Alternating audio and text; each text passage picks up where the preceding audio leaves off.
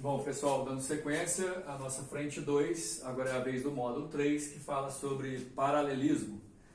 No caso, a gente precisa inicialmente definir o que são duas retas paralelas. No caso, são dois casos distintos de paralelismo. Um deles é mais importante para a gente, vocês vão entender o porquê daqui a pouco.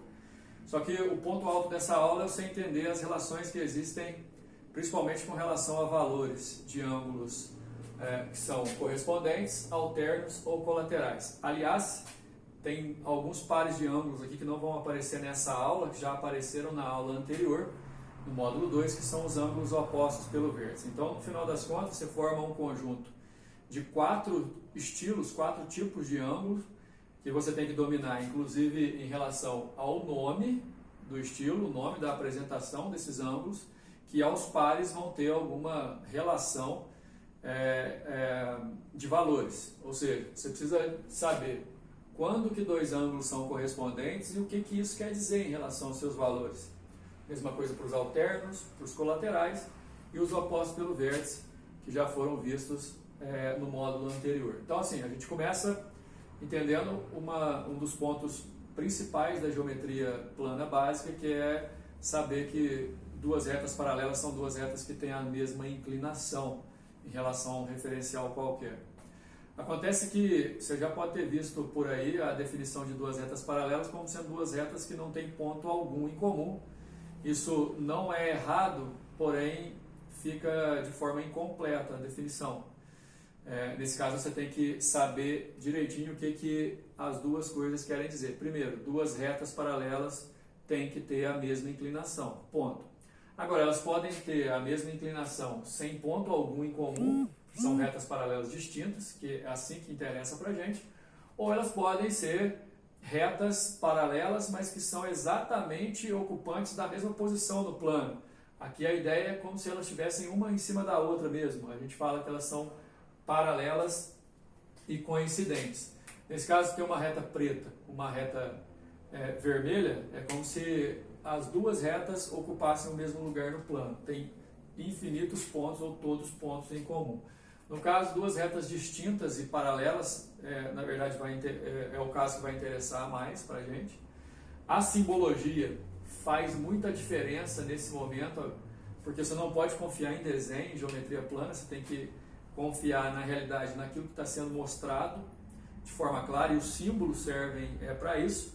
Então, esse símbolo aqui, de dois traços inclinados e com a mesma inclinação, olha só, representa duas retas que são paralelas e distintas. Aqui, por exemplo, eu considero reta R, reta S e dizendo que S é paralela a R. Beleza?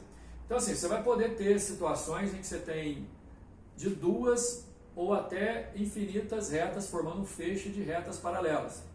O caso é que, na maioria das vezes, a gente vai ter duas ou três e até vai ter exercício, vocês vão ver daqui a pouco, no próximo vídeo, que no final das contas você vai trabalhar com duas ou três retas paralelas mesmo. E para ser assim, de forma bem direta, o que mais interessa mesmo, igual eu falei no começo do vídeo, são as relações de ângulos e seus valores. Esses ângulos vão formar quando um conjunto de paralelas, duas ou mais retas paralelas, são cortados por uma reta que, por cortar o feixe paralelo, a gente vai chamar de reta transversal. Então, no caso, esse desenho, você tem R, uma reta, S, outra reta, que por sua vez paralela a R, e a reta T cortando esse conjunto, você pode chamar a reta T de reta transversal. E no corte, vocês podem perceber aqui, ó, que são formados, no final das contas, 8 ângulos, quando são duas retas paralelas.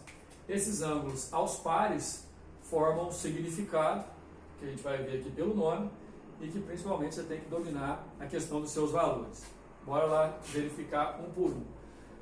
Dois ângulos são correspondentes quando eles ocupam posições correspondentes em relação aos dois pontos em que a transversal passa pelo feixe de paralelas.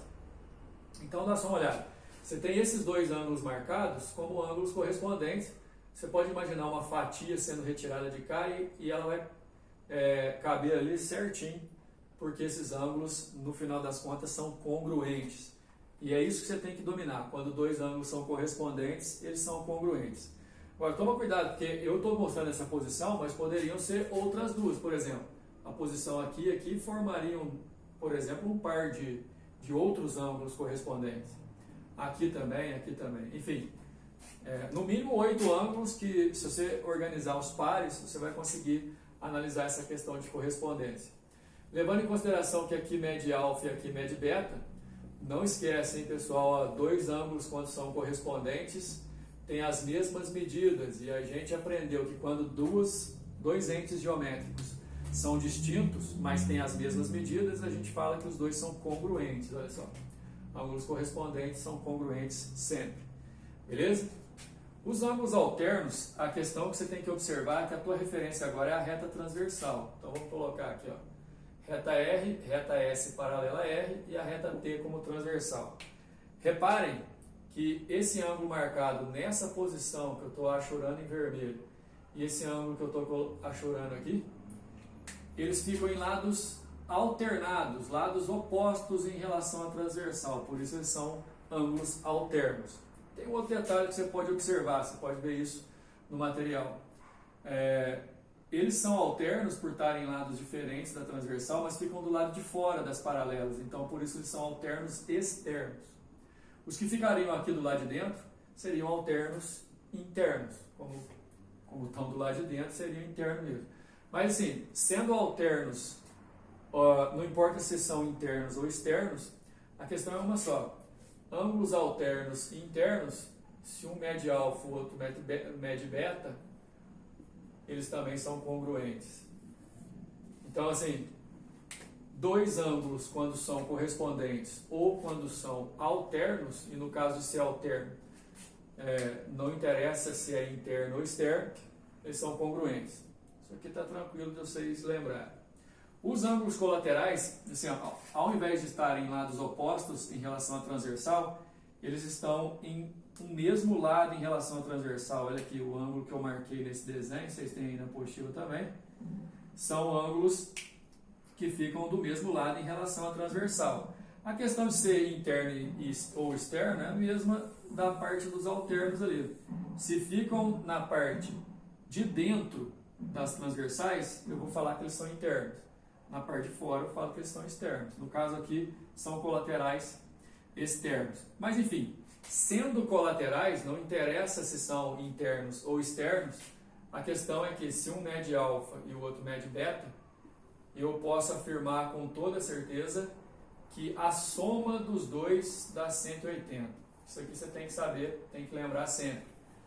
Dois ângulos, quando são colaterais, formam um par de ângulos suplementares. Lembra? Suplemento, a soma forma 180 graus. Então, quer dizer, você tem um feixe de paralelas cortado por uma transversal, os ângulos formados podem ser correspondentes, alternos ou colaterais. Não esquece que pode ser oposto pelo vértice assim também, né? OPV. E no caso dos correspondentes, dos alternos, dos ângulos opostos pelo vértice, eles são congruentes. Os colaterais são o único que não vão ser iguais em valor, mas eles vão somar 180. É só lembrar dessa propriedade. Próximo vídeo vai ser a resolução de exercício. Beleza?